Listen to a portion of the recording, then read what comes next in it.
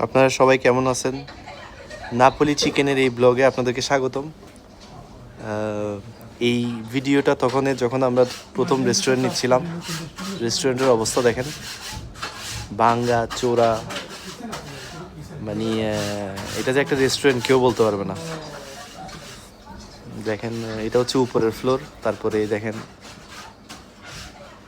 ঠিক এই জায়গাটাতে এখন আছে আমাদের কিচেন।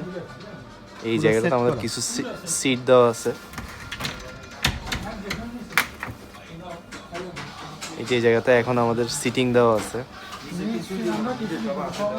দেখেন সমস্ত মাল আমরা মানে অনেক কষ্ট করে ফেলছিলাম। সামনের জায়গাতে আমাদের কিচেন। আমি পরের ভিডিওতে দিব আমাদের রেস্টুরেন্টটা এখন দেখতে কেমন। দেখেন কি পরিমাণ কাজ হয়েছে। 4 মাস ধরে আমরা তাবু করাইছি। মাজেদ ভাই প্রথম থেকে অনেক সময় দিছে।